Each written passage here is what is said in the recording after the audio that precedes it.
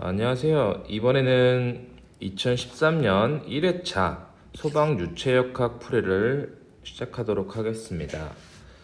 1번부터 이런 문제가 나오면 너무 풀기 싫죠, 사실.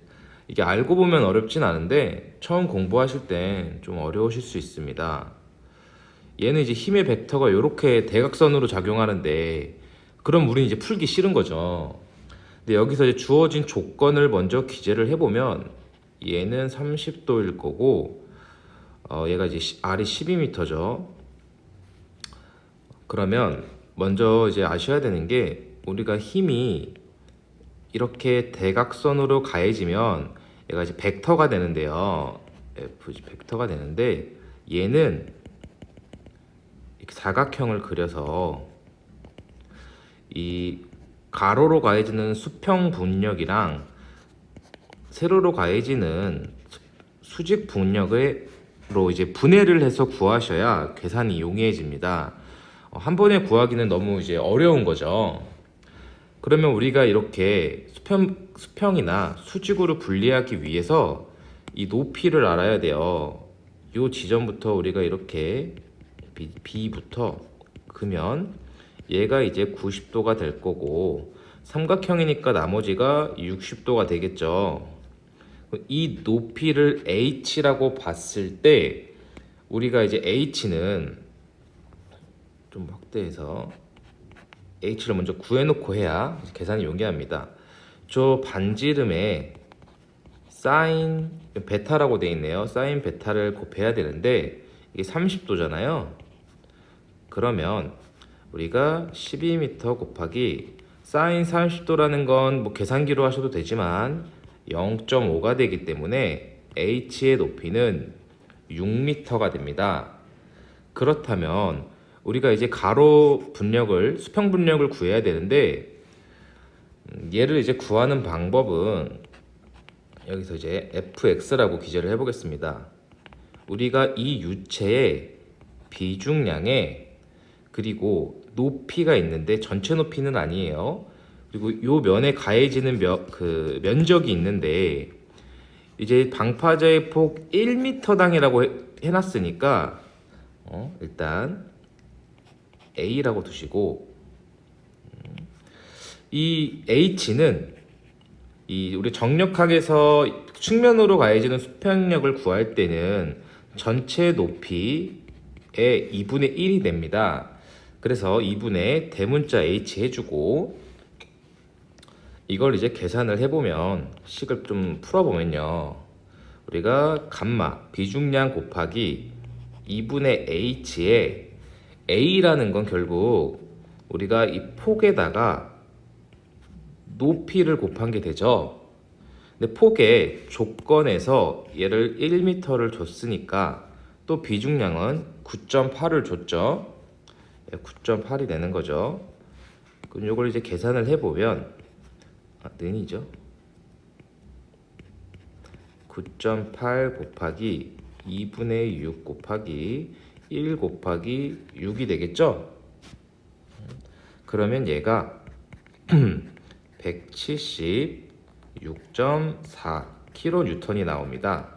이게 가로에 대한 요 fx에 대한 값이 176.4 kN이 된 거예요. 그럼 이제 가로를 구했으면 세로인 수직 분력을 구해야 되는데 우리가 수직으로 가해지는 힘이 중력에 의해 가해지는 거잖아요. 그래서 해당 유체의 질량과 중력 가속도로 구할 수 있는데요. 우리가 이때 질량은 킬로그램이잖아요. 즉 질량은 밀도 곱하기 부피로 구할 수 있는 거죠. 밀도가 킬로그램 퍼 세제곱미터 곱하기 부피가 세제곱미터니까요. 그러면 얘를 풀어서 쓰면 로 g v가 되고 우리가 로 g v라는 건 감마 v가 되는 거죠. 이 감마라는 게 로 g가 되니까요. 요런 이제 기본식들은 좀 외울 숙지를 해주셔야 되고 우리가 결국 부피라는 건 그렇다면 로가 아니죠. 감마 곱하기 요 면적에다가 폭을 곱한 거죠. 결국 같은 개념이 되고, 그러면 우리가 폭을 1m라고 조건에서 받았고 감마가 9.8을 받았기 때문에 결국 계산해 보면 9.8 곱하기 1 곱하기 면적이 돼요. 그럼 이 면적을 어떻게 구하냐? 사실 요 부피라는 건 지금 요 삼각형에 뒤에 이렇게 길이 있겠죠? 요 부피인 건데 얘가 지금 W라는 걸 알았잖아요. 그럼 이 옆면을 이제 구해야 되는데 요게 A가 되는 거죠. 요 부분이. 여기서 지금 저 면적을 구하려면 이 전체 원 면적에서 여기를 구한 다음에 이 삼각형 면적을 빼주면 되는 거거든요. 또 처음 보시면 좀 어려워 보일 수 있지만 정리를 해보면 우리가 A라는 건 저 피자 조각 같은 걸 우리가 원호 면적이라고 하는데 원호 면적에서 삼각형 면적을 빼주면 삼각형 면적 이게 우리가 지금 구하고자 하는 A가 되는 거예요. 그러면 원호 면적은 일단 저게 전체 원이라고 생각해 보시고 원의 면적은 파이 r 제곱으로 구하는데 전체 원의 면적이 아닌 여기서 요 피자 조각만 구해야 되기 때문에 전체 원이 360도잖아요. 즉 얘가 이제 30도를 가지고 있다는 건 360분의 30 크기만큼의 면적을 해당하고 있다는 거죠. 그래서 원의 면적은 전체 각도분의 해당 베타 각도를 기재해 주시고 여기서 삼각형 면적은 우리가 여기 지금 보시면 아시겠지만 너무 기본이긴 한데 가로 곱하기 세로분의 반으로 나누면 우리가 삼각형의 면적이 되잖아요. 사각형 면적의 반이니까. 근데 문제는 우리가 여기 H는 알고 있는데 지금 요 가로를 모르잖아요. L이 아니고 H라고 해볼까요? 그렇다면 가로를 구하는 방법을 먼저 또 이제 시행을 해야 되는 거죠. 가로를 우리가 L이라고 두면 구하는 방법은 두 가지가 있어요.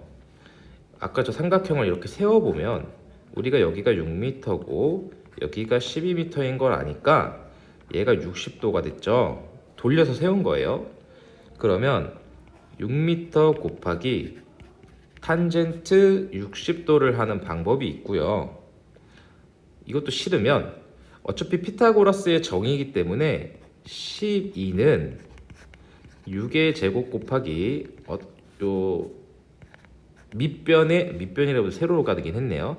제곱과 같기 때문에 결국 어떤 방식으로 계산을 하셔도 이건 10.39m라고 길이가 나오게 됩니다. 그러면 이제 여기에 면적에 10.39m를 넣으면 값이 나오는 10.39m는 이제 길이죠. 여기서는 A는 10.39m 곱하기 아까 H가 6m였죠. 6m를 곱해 주시고 나누기 2를 하면 얘의 총 값이 63.8이 나옵니다. 킬로뉴턴이에요. 그러면 이제 여기서 많이 실수하시는 게 우리가 전체 F 벡터는 스칼라 양이긴 한데 되긴 하는데 176.4 더하기 63.8이 아니고 얘네를 제곱해서 제곱근을 해주셔야 값이 나와요.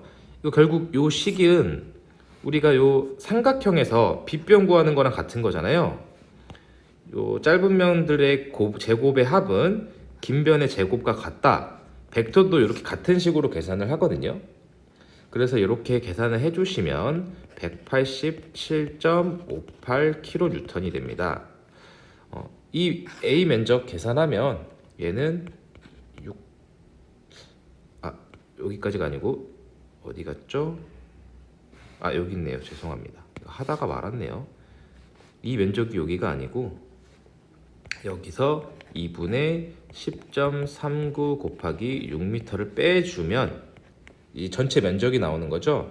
이게 6.51제곱미터가 나온 거고, 풀이를 다시 끝까지 해보면 얘를 여기다 넣으면 63.8kN이 나오고, 그렇다면 이게 수평에 의한 힘, 수직에 의한 힘, 그럼 우리가 구해야 하는 건 대각선이기 때문에 삼각함수를 이용해서 짧은 변들끼리의 제곱을 제곱근으로 나눠주면 그 긴 우리가 구하고자 하는 벡터 값이 나오는 거죠. 사실 공부하시면 어렵진 않은데 꼭 푸시라고 권해드리기에는 제가 문제 빈도가 얼마나 되는지 좀 고민이 되네요. 이렇게 이 문제는 풀어주시면 되고, 제가 이번에 쭉 봤는데 이 문제가 제일 어려워요. 한번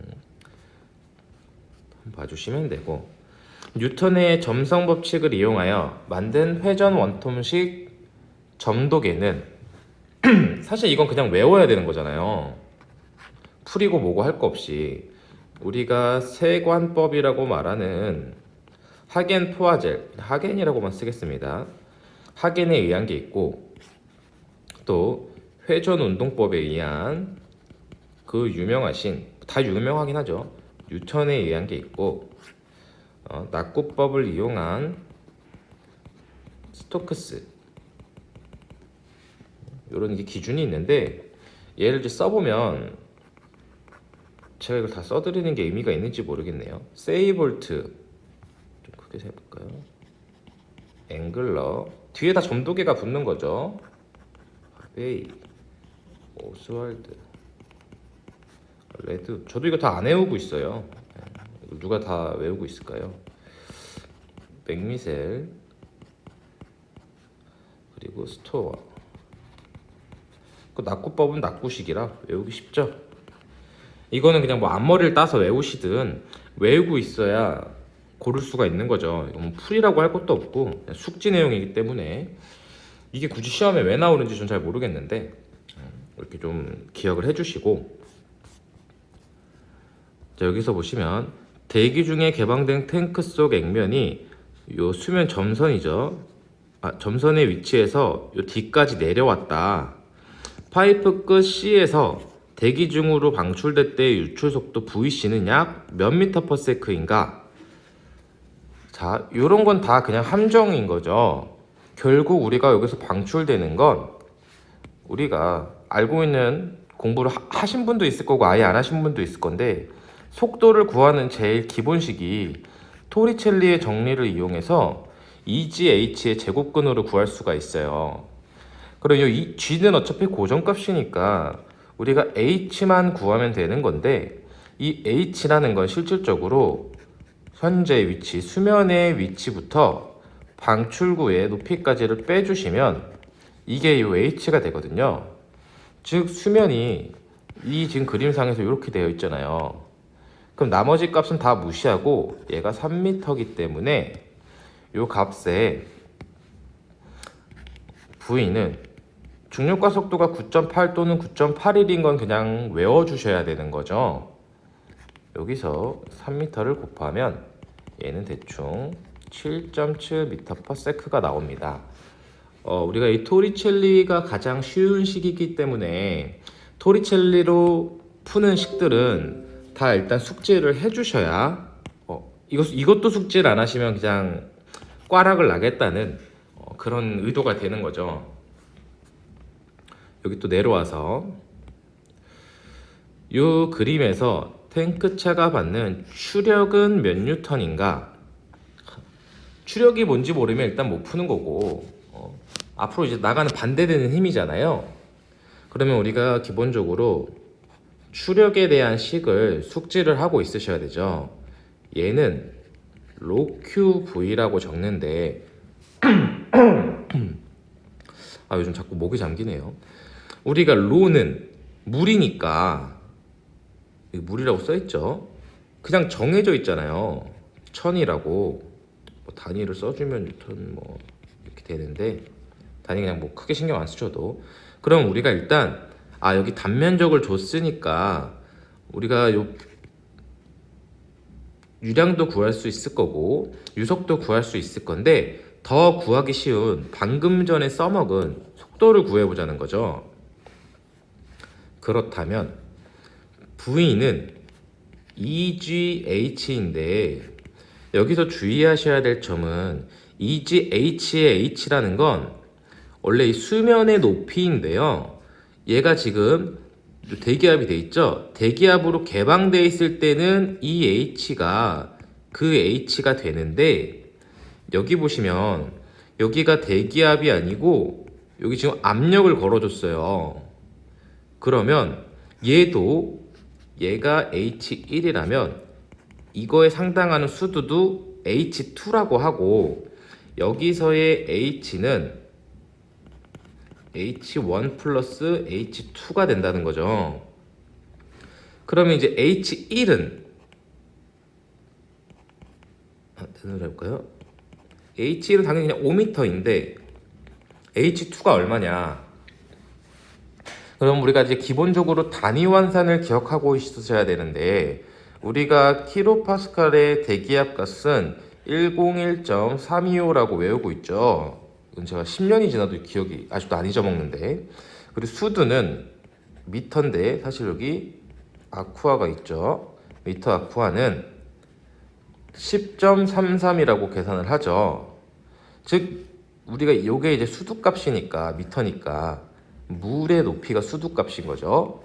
얘를 환산을 해주면 40을 101.325로 나눠주시고 수두의 기준값인 대기압을 이렇게 곱해주시면 얘가 4.08m가 나옵니다.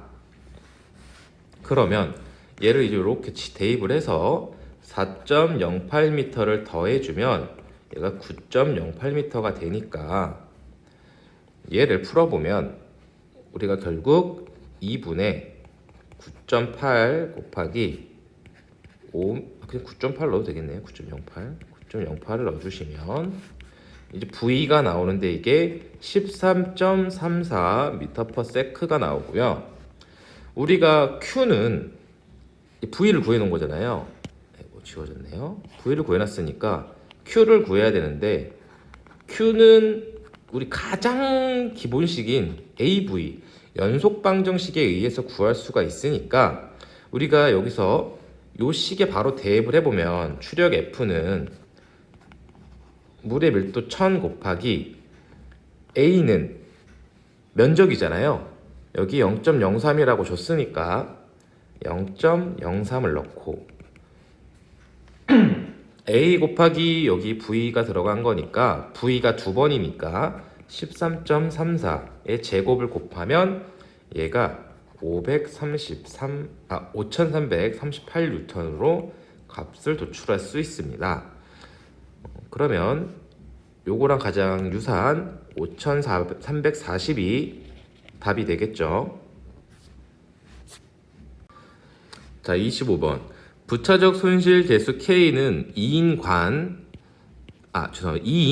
관 부속품에서의 손실 수두가 2m라면 이때의 유속은 약 몇 m/s인가? 이건 되게 쉬운 문제이기 때문에 꼭 숙지를 해주셔야 돼요. 우리가 부차적 손실이라는 걸 X라고 둔다면, 우리가 부차적 손실 계수는 우리가 알고 있는 2지분의 V제곱이라는 속도 수두에 부차적 손실 계수 K를 곱하면 부차적 손실이 돼요. 그렇다면 여기서 주어진 조건을 대입을 해보면 부차적 손실이 수두가 2m일 때 K도 2래요.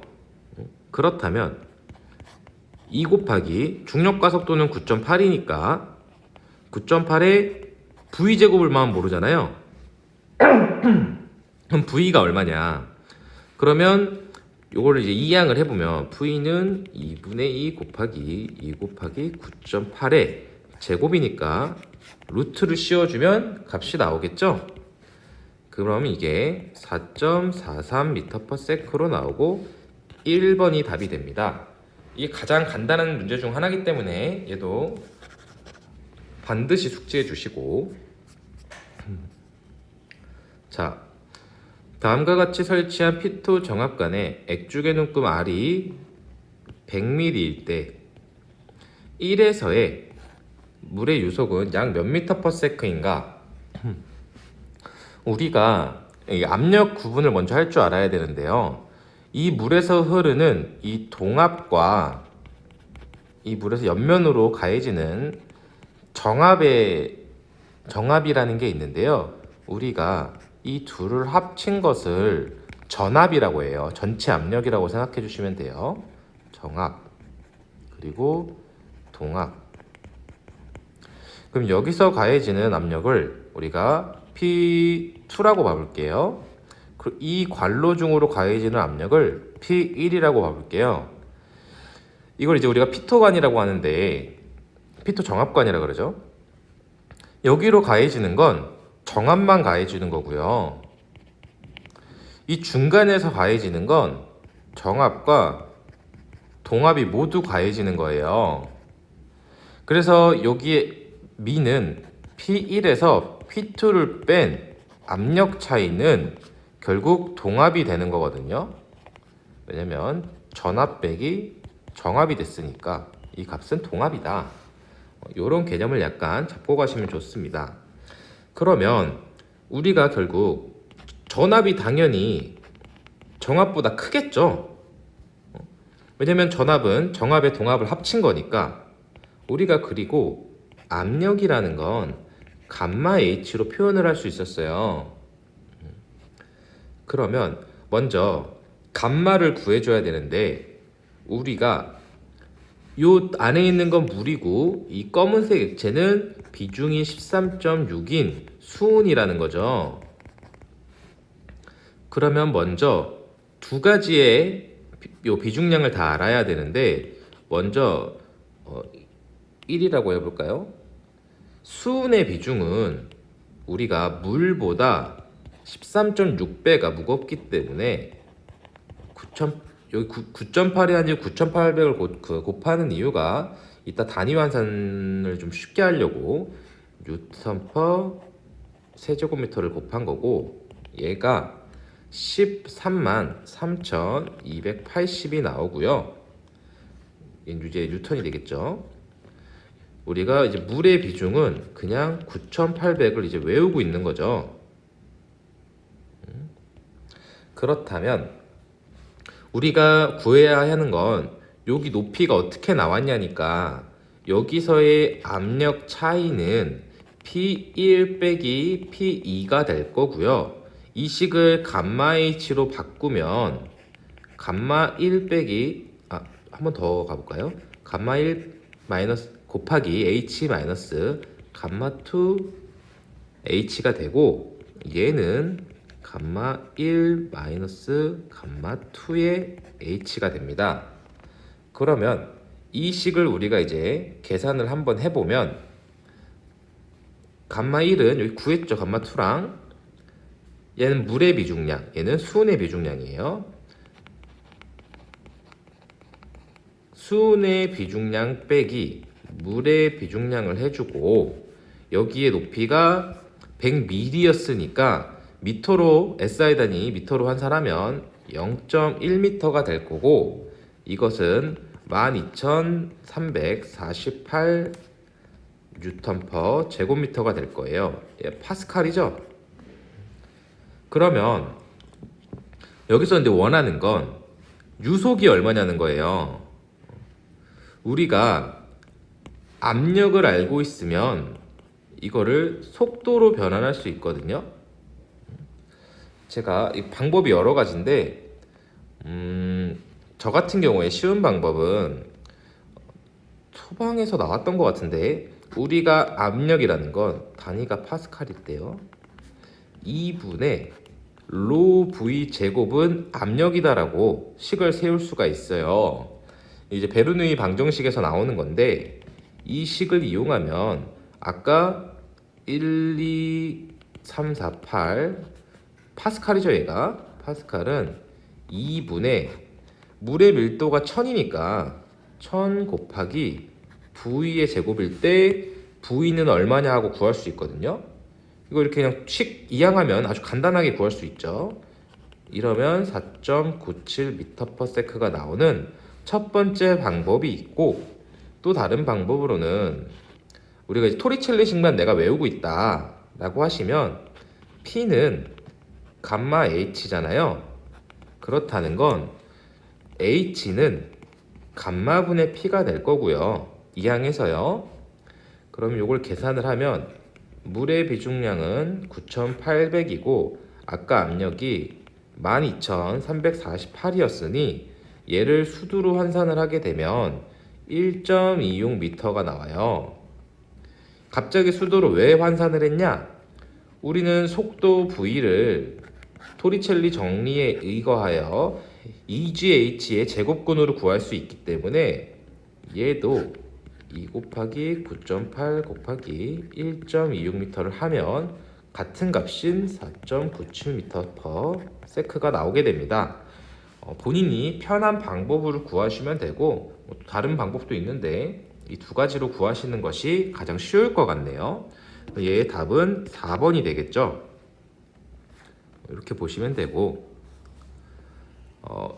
저는 이 문제를 되게 좋아하는데, 자, 1번 벽과 2번 벽의 차이예요.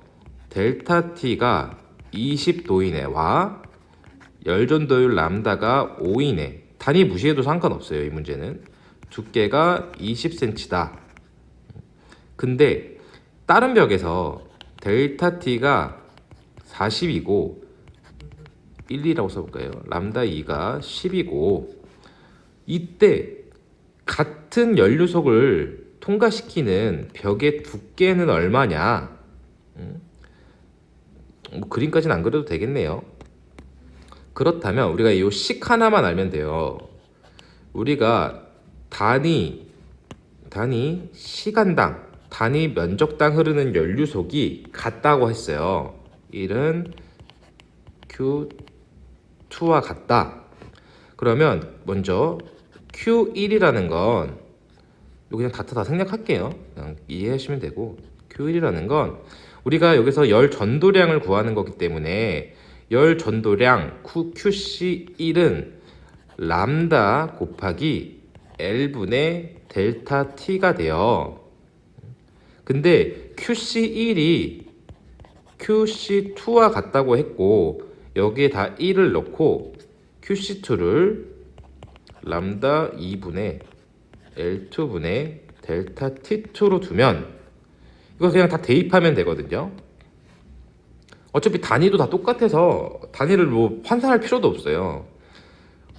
QC1은 5 곱하기 20분의 20이고 이때 QC2는 10 곱하기 얼마인지 모르고 델타 T가 40이다. 이때 X는 얼마인가? 이거 뭐 계산해 볼 것도 없죠? 그냥 뭐 계산기 해볼 것도 없이 X 넘기고 얘 1이니까 400분의 5 하면 결국 80이 나오겠네요. 그럼 정답은 4번 80이 되겠습니다. 결국 얘 문제의 관건은 열 전도율 식이 이거인 것을 알고 있으십니까죠? 이렇게 같다면 아주 쉬운 문제가 되는 거고, 자, 유량이 2세제곱미터 퍼 미닝 5단 펌프가 2000rpm에서 50m의 양정이 필요하다면 비속도는 얼마인가? 이 5단 펌프란 말이 좀 거슬리죠. 우리가 비속도 NS라는 건 N 곱하기 루트 Q분의 H의 4분의 3승이 되는데 이걸 외우기 내가 좀 힘들다면 N 곱하기 H분의 Q인데 1, 2, 3, 4 이렇게 외워주시면 되거든요. 근데 여기서 지금 5단이라고 되어 있잖아요.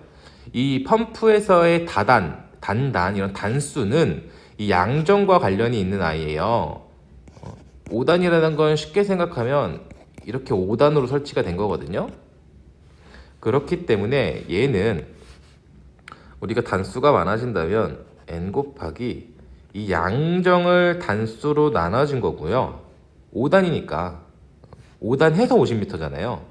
그러니까 단수로 나눠주고 얘가 3분의 4 Q 1분의 2가 되고, 이 단위를 좀 숙지해 주셔야 되는데 얘가 세제곱미터 퍼 민이 되고, 단수는 그냥 단수고, 우리 H가 양정이죠. 양정은 뭐 미터 외울 것도 없고, 요때 N이 RPM이 됩니다. 왜냐면 여기에 RPM으로 줬으니까. 그렇다면 요 식을 대입을 해보면 2000 곱하기 Q가 2고요. 루트로 그냥 씌울게요. 5분의 50에 4분의 3승을 곱하면 얘는 대충 503이 나오고, 이게 503제곱미터가 됩니다. 자, 다음 문제인데 29번을 보면은 그림과 같이 물이 Q로 공급이 되고 있고, 요 속도는 V2는 EGH로 요 A2를 통해서 물이 빠져나가고 있다. 여기서 나가는 양을 Q2라고 해볼게요. 이때 요 수조의 면적이에요, 면적. A1이라고 하고, 이때 시간의 변화에 따른 높이의 변화는 얼마인가? 이게 미분 표현인데 이거 보면 일단 포기하시는 분들이 있는데 아주 간단해요. 보시면, 자, 먼저 Q1은 그냥 Q라고 해볼게요. 여기서 Q가 돼 있으니까 Q로 물이 들어오고 있어요. 그러면 우리가, 그리고 나가는 게 Q2로 나가고 있죠. 그리고 Q2로 나가는 식을 먼저 바꿔보면 Q2는 A2 곱하기 V2일 거예요. 연속방정식까지 아시죠? 그리고 이 V2를 토리첼리의 정리로 바꿔보면 루트 2G H가 될 거예요. 요걸로 이제 Q2를 구해놓고, 요런 형태가 있으니까요, 지금 보이기로.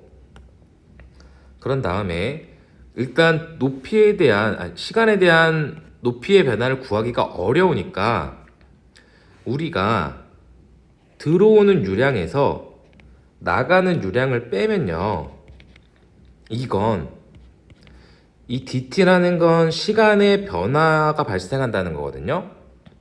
그 시간의 변화에 따라서 이 수조 안에 물이 줄어들든지 늘어나든지 할 거 아니에요. 이게 dV가 될 거예요. 제가 마이너스는 굳이 필요가 없어서 생략을 하고, 그러면 이 V가 최적이죠? 이 물이 많이 빠져나가면 시간에 따라 물이 이 최적이 줄어들 거고, 물이 들어오는 게 더 많으면 이 물이 늘어나겠죠, 최적이. 근데 우리가 최적이라는 건 단위가 세제곱미터니까 제곱미터 곱하기 미터로도 가능하고 미터 곱하기 미터 곱하기 미터로도 바꿔줄 수가 있잖아요. 근데 여기서 보면 dt분의 dh라 그랬잖아요. 요 h라는 건 우리가 높이 미터죠. 그 높이의 변화를 구해야 되기 때문에 실제로 이 면적은 우리가 변하지가 않잖아요. 고정돼 있잖아요. 그렇다는 건 dt분의 dv라는 건 결국 면적은 고정돼 있기 때문에 a2 dh분의 dt라고 할 수 있겠죠. 그리고 얘가 q-q2인데 q2가 a2 곱하기 2gh로 쓸 수 있잖아요. 방금 여기서 구했으니까. 그러면 이 식을 한번 정리하면 결국 우리가 원하는 건 dt분의 dh이기 때문에 dt분의 시간의 변화에 따른 높이의 변화량은 a2를 이항하면 q-a2, 이거 a1이죠? 죄송합니다. 값이 뭔가 이상했네요. a2, 2gh고 a1을 이항했으니까 이렇게 나올 거고, 즉 위에서 저수조의 수면 높이에 따른 변화 속도는 dt분의 수면 높이의 변화는 이런 식으로 유도가 되고 얘가 4번이 되는 걸 우리가 알 수 있는 거죠. 사실 접근이 좀 어려워 보일 수 있는데 일단 여기 지금 한 개씩 빼고는 다 A2분의 2GH로 다 만들어 놨잖아요. 일단 우리도 만들어 보는 거죠. 그 내가 잘 모르겠으면 사실 이럴 땐 얘가 또 비슷한 게 두 개잖아요. 그 이 둘 중에 있을 확률이 높긴 하겠죠. 이렇게 봐주시면 되고, 주어진 물리량의 단위로 옳지 않은 것은 자, 펌프 양중이 미터인 건 정말 다 아실 거예요. 그리고 우리 파스칼이라는 거 결국 우리가 압력이라는 걸 알고 있을 거고요. 밀도는 숙지를 할 수 있겠죠.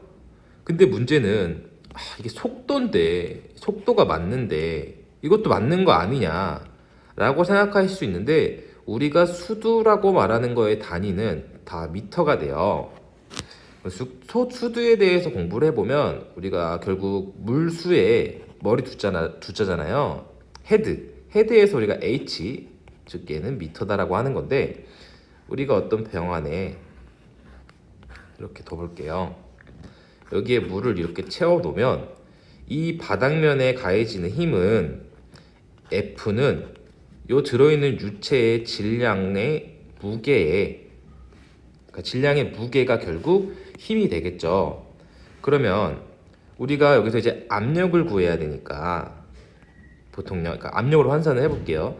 이 힘을 단위 면적으로 나눈, 수직력을 단위 면적으로 나눈 게 압력이 되는데, 이때 우리가 mg분의 a라고 쓸 수 있겠죠. 근데 우리가 m은 아까도 했지만 로 v로 쓸 수 있잖아요.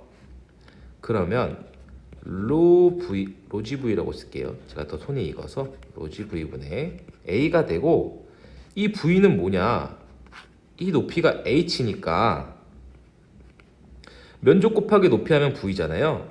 로 g a h a가 되고, 이때 같은 a를 날리면 로 g h라는 애가 나오고, 우리가 로 g는 감마 h라고 쓰죠. 즉 이 수두라는 개념은 이 물의 죄송합니다. 이 물의 높이에 따라서 가해지는 압력이에요. 근데 우리가 미터로 쓰지만 실질적으로 얘가 아쿠아잖아요. 물의 높이가 되기 때문에 얘의 단위는 미터가 되는 거죠. 얘랑 압력 단위랑 환산되죠, 다. 아니면 우리가 압력은 그냥 감마 H라는 걸 알고 있으니까 H는 감마 부대 P잖아요.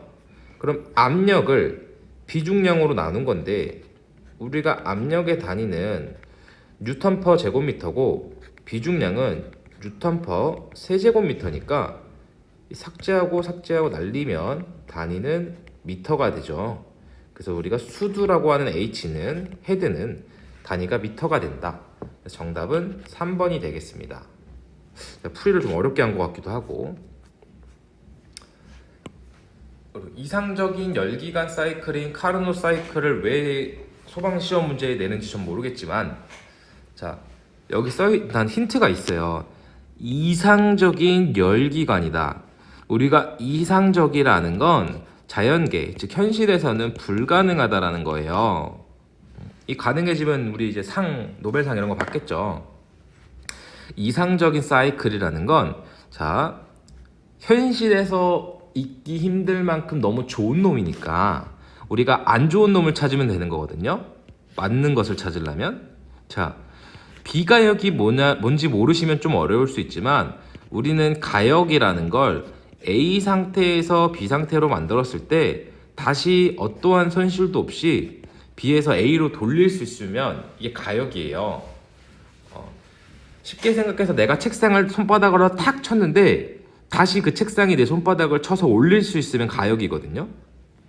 당연히 안 되죠. 근데 우리가 그게 되면 이상적이잖아요. 그러니까 얘는 답이 아니고 가역 사이클이 카르노 사이클인 거고, 공급 열량과 방출 열량의 비는 고온부의 절대 온도와 저온부의 절대 비와 같지 않다. 몰라도 같아야 좋은 놈 같잖아요. 이 카르노 사이클을 다 공부할 수 없기 때문에, 그래서 얘는 같아요. 왜냐면 자연계니까. 그러니까 자연계에 존재할 수 없는 이상적인 열기관이기 때문에. 그럼 이론 연료율은 고열원 및 저열원의 온도만으로 표시가 된다. 되면 좋을 것 같아요. 얘 일단 킵해두고. 두 개의 등압 변화와 두 개의 단열 변환으로 둘러싸인 사이클이다. 모르겠죠? 이 둘 중에서 찍는 건데, 사실 지금 보면 얘는 아예 우리가 좋은 건지 나쁜 건지 판단이 안 될 거고, 이론 연료율은 고열원 및 저열원의 온도만으로 표시된다. 이 간단하다는 뜻이잖아요. 그래서 정답은 3번이 됩니다. 실제로 카르노 사이클이라는 건 우리가 가장 많이 쓰는 PV 선도에서, 항상 이걸 제가 그리기가 너무 어려운데, 이런 식으로 이렇게 표현이 되는데, 역카르노면 반대로, 이게 역카르노네요. 시계 방향으로 이동하는데, 우리가 이 선을 등온 변화라 그러고 이 각도를 단열 변화라 그래요. 그래서 카르노 사이클이 시험에 좀 많이 나온다면 온열이라고 외워두시면, 온열 변화라고 해두시면 좀 요 내용을 구분지을 수 있겠죠. 가역 사이클이기도 하고, 이렇게 좀 숙지를 해주시고, 사실 이거 좀 풀이가 안 된 것 같은데, 나머진 정답이 아니고 얘네가 정답이다. 그리고 32번, 유체의 압축률에 대한 설명으로 옳은 것은, 그 압축률이 뭔지 모르면 풀기가 어려운데, 사실 통밥이 좀 된다면, 이건 제가 좀 말이 안 되는 것 같고, 우리가 압축률이라는 건 베타라고 하는데요, 얘는 최적 탄성계수의 역수가 돼요. 그래서 지금 요게 정답이에요. 일단 우선적으로 사실 내용은 얘만 외우면 되는데, 좀 더 공부하고 싶으시다면 우리가 압축률은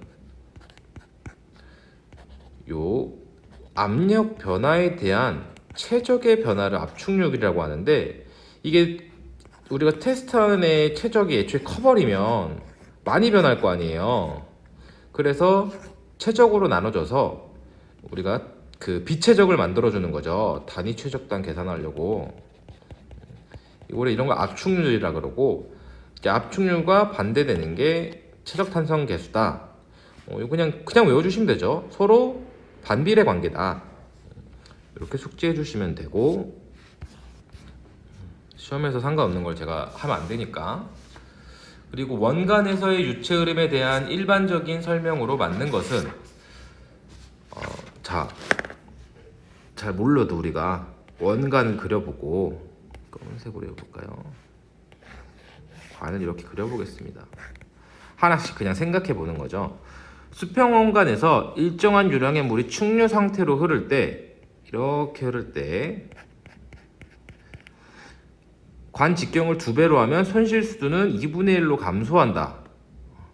일단 아니에요. 제가 풀이를 좀 해드릴 건데, 원간의 유체가 충류로 흐를 때 평균 속도는 최대 속도의 2분의 1이다. 맞습니다. 우리가 충류에서는 0.5 곱하기 Vmax가 평균 속도가 되고, 난류에서는 0.8 곱하기 Vmax를 하죠. 이럴 이거 숙지 좀 해주시고, 원간에서 유체가 충류로 흐를 때 속도는 관 중심에서 0이고 관벽까지 직선적으로 증가한다. 당연히 아니고, 수평 원간 속의 충류 흐름은 압력 손실은 유량에 반비례한다. 이것도 아니죠. 하나씩 풀이를 해보면, 우리가 배관에서의 마찰 손실은 우리가 하젠 윌리엄스 식을 쓰던가 달시 바이스바흐 식을 써서 계산을 하도록 지금 기사에서 되어 있는데요. 우리가 결국 하젠 윌리엄스 식에서의 마찰 손실을 보면, 우리가 이 식을 외우신 분도 있고 안 외우신 분도 있을 텐데, 1.85죠. 갑자기 기억이 안 나서. 조도계수 1분의 4.87인데 D죠. 자, 우리 하젠 윌리엄스 식에서 살펴보면 직경의 5승에 압력 손실이 반비례해요. 약 5승이라고 한 거죠. 그렇다면 내가 직경을 2배 키우면 얘 값은 훨씬 줄어드는 거죠. 2분의 1이 아니고 여기 5승이니까. 그리고 또 바이스바흐식에서 봐도 우리가 F DL분의 2G분의 V제곱인데, 여기서는 얘를 2배 하면 얘가 반으로 줄어드는 거 아닙니까? 하실 수 있지만 관직경을 2배로 키우면 이 속도라는 건 결국 유량을 면적으로 나눈 거잖아요. 우리가 면적은 관의 직경에 4죠. 제곱에 비례하잖아요. 그래서 얘가 제곱이라는 건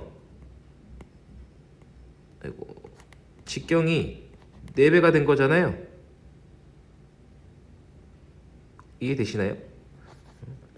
즉, 이 속도 자체도 우리가 직경이 늘어나면 속도도 줄어들기 때문에 얘도 대충 우리가 압력 손실은 직경에 대충 5승의 반비례를 해요. 그래서 얘는 2분의 1이라는 건 맞지 않고, 자, 제가 지금 그림을 이렇게 그렸잖아요. 물이 이렇게 흐르고 있고, 근데 충류로 흐를 때 속도는 관 중심에서 0이고, 여기가 제일 빠르잖아요. 지금 이렇게 갈 건데. 그리고 우리 물에는 점도라는 게 있는데, 점도는 물끼리도 붙지만 이 관벽과 더 많이 붙거든요. 그래서 이런 각도가 생기는 거예요. 그래서 관벽에서 0이 되는 거고요. 관벽에서. 수평관 속의 충류 흐름에서 압력 손실은 유량에 반비례한다. 아니, 물을 많이 보내면 압력 손실이 커지는 거잖아요. 너무 당연한 거죠. 비례잖아요. V랑도 비례고. 그래서 정답은 2번이 됩니다. 유추역하면 좀 오래 걸리네요. 그리고 34번. 펌프 및 송풍기에서 발생하는 현상을 잘못 설명한 것은, 자, 1번, 2번, 4번에서 캐비테이션이라고 나왔어요. 우리가 캐비테이션이라는 건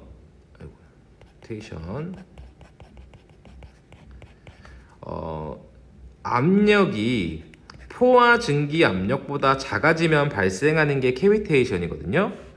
즉, 뭔지 몰라도 압력 가지고 노는 애예요. 근데 포화 증기압보다 작아진다라는 뜻은 포화 증기압보다 작다라는 뜻은 증발한다는 거예요. 또는 기화한다라고 할 수도 있겠죠. 즉, 안에 흐르고 있는 애가 액체일 때 발생하는 게 캐비테이션이 돼요. 자, 압력이 낮은 부분에서 발생할 수 있습니다. 캐비테이션이나 수격작용은 우리가 이걸 배우는 이유가 뭐겠어요? 문제가 생기니까 배우니까. 경우도 있을 수 있습니다. 자, 송풍기의 운전 중 송출 압력과 유량이 주기적으로 변화하는 현상을 서징이라 합니다. 이게 서징의 정의입니다. 그리고 송풍기에서 캐비테이션이 발생으로, 캐비테이션은 액체가 증발하거나 기화되는 현상이라고 했는데 송풍기는 우리가 그 기체를 이송하는 애잖아요. 그러니까 얘는 캐비테이션이 발생할 수 없기 때문에 정답은 4번이 되겠습니다. 그리고 얼음 마이너스 15도씨의 얼음을 10g을 100도씨의 증기로 만드는데 필요한 열량은 얼마인가? 와, 이 조건 다 줬어요. 계산만 할 줄 알면 되는 거죠. 자, 이 10g이 계산을 귀찮게 만들 수 있는데 이걸 한 번에 하면 귀찮고 마지막에 한 번에 하시는 게 좋습니다. 왜냐면 단위가 다 킬로그램당 값을 줬잖아요. 그러면 우리가 킬로그램으로 계산을 해야 쉬워요. 우리는 온도를 변화시키는 열량을 현열이라고 하는데 이때 필요로 하는 열량은 질량과 비열과 온도 차이, 즉 온도를 얼마만큼 올리느냐에 따라서 필요한 열량이 드는 거죠. 그리고 자멸이라는 게 있는데 현열은 온도를 변화시키는 거고 자멸은 상태를 변화시키는 거예요. 이 상태라는 건 물이 수증기가 되게 한다던가 물이 100도씨에서 끓지만 100도씨인 물도 있고 100도씨인 증기도 있잖아요. 즉 그 변하기 위해서는 많은 열량을 필요로 한다는 거죠. 이게 자멸이 있을 거예요. 여기 앞에 썼네요. 근데 이게 얼마인지 C가 비열 얼마라고 다 줬고 요거 자멸도 얼마냐고 다 줬잖아요. 증발 자멸, 물이 기체가 될 때 필요한 자멸, 얼음의 융해열은 얼음이 물이 될 때 필요한 자멸이 되겠죠. 그렇다면 요거를 한번 이렇게 그래프화 시켜보면 좀 더 쉽게 접근하실 수 있습니다. 얘가 우리가 0도씨에서 물과 얼음이 경계선을 갖고 100도씨에서 증기와 물이 경계선을 가져요. 그럼 우리의 여기서의 시작점은 이 부분 마이너스 15도라고 해보겠습니다. 마이너스 15도에서 100도씨의 증기까지 만드는데 필요한 열량은 얼마인가예요. 즉 우리는 얼음에서의 현열을 계산해 줘야 되고요. 현열. 그리고 물에서의 현열을 계산을 해줘야 될 거고요. 온도를 올리는 데 필요한 열이에요. 그 다음에 0도씨 얼음에서 물이 될 때 필요한 잠열을 계산을 해줘야 되고, 또 100도씨 물에서 증기가 되기 위한 잠열을 계산해 줘야 돼요. 얘가 1, 2, 1, 2라고 하면 이 네 가지를 다 더한 게 우리가 지금 이 문제에서 요구하는 총 필요한 열량이 되는 거죠. 그러면 자, 현열식을 먼저 대입을 해볼게요. 현열 1번 Q1은 질량을 그냥 다 1kg로 두면 계산하기가 쉬워요. 우리가 얼음의 평균 비열은 2.1이고 우리가 15도에서 0도까지 15도 올려야 되니까 15도 곱하면 얘가 31점이죠. 31.5 kJ이 나올 거고 킬로그램당이에요. 또 이 자멸은 우리가 그냥 306열은 335라고 되어 있잖아요. 여기 335 kJ. 그리고 또 자멸 쓴 김에 물이 증발 자명을 2256 kJ. 킬로그램당이에요. 물이 많으면 더 많은 열량이 필요할 거니까. 그 요헌열 Q2는 우리가 물을 1도씩 올리는 데 필요한 건 4.18이니까 4.18을 1도 올리는 데 필요한 양이고 100도 올려야 되니까 418 kJ per kg이 될 거예요. 그럼 이걸 다 이제 더하면 순서대로 더해보면 현열 더하기 현열 두 번째 물의 현열, 얼음의 현열, 문의 현열, 그리고 얼음에서 물이 되기 위한 자멸, 그리고 물에서 증기가 되기 위한 자멸, 즉 얘를 다 더하면 3040.5 kJ per kg이 되는데 우리가 구하고자 하는 건 1kg당이 아니고 단 10g을 기준으로 하고 있기 때문에 환산을 해줘야 되죠. 이 3040.5 kJ per kg은 1kg를 올리는 데 필요한 용량이니까 1kg는 1000g이고 이걸 10g으로 환산을 해주면 약 30.4 kJ이 되겠죠. 그램 곱해준 거니까 단위가 kJ per kg에서 그쵸? 여기 킬로그램이죠. 그렇게 되면 여기서 답이 30.4가 3번에 있네요. 요 그래프 하나 이렇게 그래프도 아니죠. 타임테이블 느낌으로 하나 숙지해 주시면 아주 간단하게 해결하실 수 있습니다. 36번 유량이 쫙 읽어봤을 때 펌프의 축동력은 얼마인가? 우리가 펌프의 동력은 감마 Q H 분의 효율로 축동력을 나타낼 수 있어요. 근데 어차피 소방에서 다 맨날 물 쓰니까 이거를 상수화 시켜서 0.163 곱하기 Q H 분의 효율로 쓸 수 있는 거죠. 이때 주의하셔야 될 점은 단위인데 얘가 세제곱미터 퍼 민이 되고 양적은 당연히 미터겠죠. 그럼 이거 그냥 대입해서 효율도 줬잖아요. 0.163 곱하기 2 곱하기 25분의 0.78 효율이 100%로 줄 때는 이걸 환산을 해주셔야 되고 계산하면 간단하게 10.47 kW. 이건 반드시 외우셔야 되는 식이죠. 그래서 정답은 2번이 되겠습니다. 그리고 나서 이제 답이 37번 문제 3번이 아니죠. 그림과 같은 오리피스에서 H의 M을 0.1 제곱미터, 얘가 0.1 제곱미터라는 미터가 되고 비중량이 RM, 수는 RM은 13.0이고 비중이죠. 네. 자 보시면 R은 물의 비중량이고 RM은 수은. R은 그럼 물이겠네요. 물의 비중은 1이고 아까 풀었던 문제랑 똑같죠? 오리피스 전후의 압력차는 얼마인가 모르겠고 이만큼 높이 차이를 발생시키는 게 이 앞뒤의 압력 차이더라. 그러면 델타 P는 여기가 P2고 좀 지저분하네요.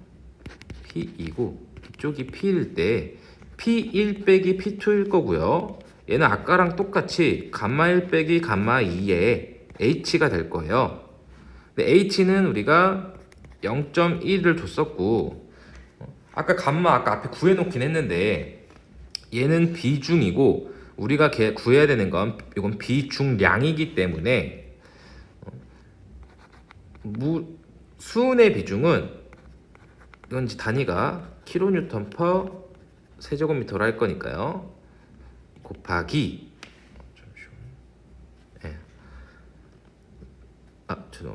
우리가 비중이 13.6이죠. 13.6이 이제 수은의 비중이 돼서 143.28kN이 될 거고요. 감마 2는 물이니까 그냥 9.8이죠. 그러면 요 식에 그냥 간단하게 대입을 해서 우리가 델타 압력 차이는 133.28에 빼기 9.8kN을 빼주고 여기에 높이인 0.1m를 곱하면 이게 촉이 부러져가지고 갑자기 좀 힘드네요. 얘 값은 잠시 계산기를 제가 해놨군요. 12.35kN 퍼 제곱미터가 됩니다. 이거 세제곱미터죠. kN 퍼 세제곱미터. 그래서 정답은 4번이 되겠네요. 아까 문제랑 똑같은 거죠? 그래서 결국 우리가 P가 요 감마 H로 환산된다는 걸 꼭 기억을 해 두셔야 문제를 푸시는데 지장이 없습니다. 우리가 여기 보면 38번 문제는 우리가 온도와 압력을 줬고 질량은 관심도 없고요. 분사 노즐에서 또 압력을 줬고 온도가 몇 개가 되냐고 써 있었어요. 비열비를 줬고 결국 우리가 준 조건은 P1, T1을 줬고 또 P2를 줬는데 거기에 비열비인 K를요. 우리가 구하고자 하는 건 T2가 되는 거죠. 우리가 단열 팽창이라고 말하는 건 우리가 어떠한 반응 후의 온도는 이전의 그러니까 온도에 기존 압력에서 변화한 압력 B가 있겠죠. 얘를 비열비의 식, 즉 K-1 K분의 이렇게 계산을 하시면 식이 나오거든요. 근데 항상 제가 저번 소방 원론에도 말씀드렸다시피 이 온도 구하는 건 다 켈빈으로 환산해서 구하셔야 돼요. 이런 모든 식은 켈빈이 되어 있거든요. 압력도 마찬가지인데 얘는 지금 비율이기 때문에 100분의 200이든 1분의 2든 똑같기 때문에 상관이 없고요. 그래서 계산을 해보면 우리가 마이너스 10도라는 건 263켈빈이 될 거고 우리가 0도씨는 273켈빈이니까요. 곱하기 처음엔 6기압이었는데 1기압이 된다면 비열비를 1.289 마이너스 1, 1.289 즉 비열비가 클수록 온도가 올라가는 건데 이런 식으로 우리가 보통 단열 압축 온도식이라고 생각하시는데 단열 팽창도 똑같아요. 이게 압축비가 될 수도 있고 두 번째 온도가 낮으면 팽창비가 될 거니까요. 그렇다면 이걸 계산해 보면 176켈빈 온도가 나오는데 여기서 문제에서 물어본 온도의 단위가 도씨이기 때문에 우리가 0도씨는 273켈빈이니까 176을 빼면 마이너스 97도씨가 되는 거죠. 그래서 정답은 2번이 되겠습니다. 은근 힘드네요.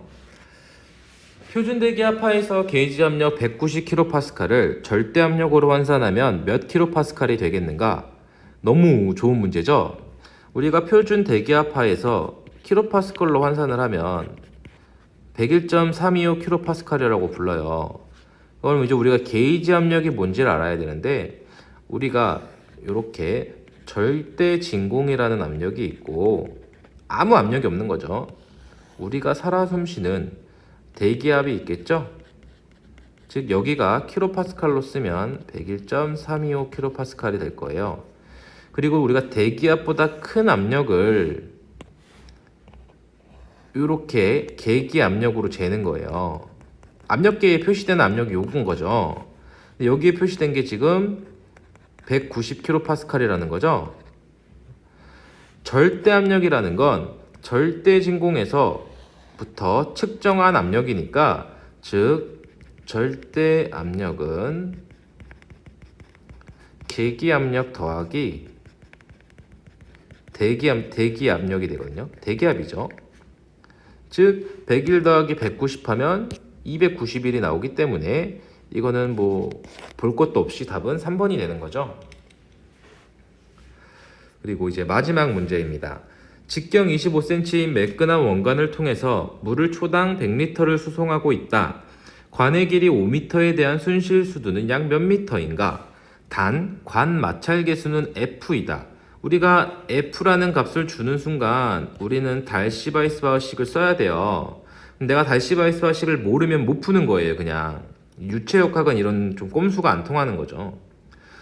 그럼 우리가 손실 수두를 구하기 때문에 달시바이스식에서의 손실 수두는 관 마찰 계수 곱하기 직경과 길이 그리고 2지분의 V제곱으로 구하게 되는데, 어차피 직경은 25cm라고 줬으니까 우리 다 미터로 환산하죠. 0.25 놓고 관의 길이는 5m일 거고 관 마찰 계수는 0.03으로 줬어요.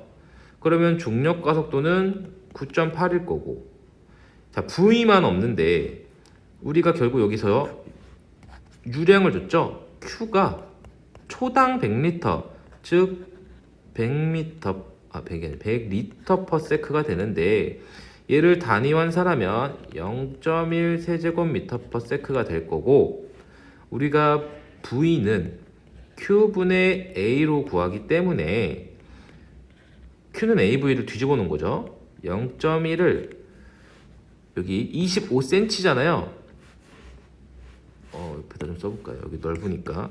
우리가 직경을 면적으로 환산할 땐 4분의, 제가 너무 죄송합니다. 삐뚤게 썼네요. A는 4분의 파이 D 제곱이 되기 때문에 여기 D에다가 0.25m를 넣고 계산을 하면 얘가 면적이, 제가 계산을 안 두들겨 놨는데 요 V가 2.03m per sec가 됩니다. 계산하면 되는, 식 넣으면 되는 거죠. 이렇게. 그러면 이걸 다 계산하면 아주 간단하게 약 0.126이 나와서 이게 0.13인 2번이 답이 됩니다. 이게 결국 여기서 알아야 되는 건 달시바이스바흐 식에 대한 요 식 자체 외우셔야 되고, Q는 AV를 모르고 보시는 분은 없을 거니까 요 V는 연속방정식을 역산해서 구할 수 있다는 점. 제가 좀 쓸데없는 걸 더 많이 설명했나 싶기도 한데 도움이 되셨으면 좋겠습니다. 감사합니다.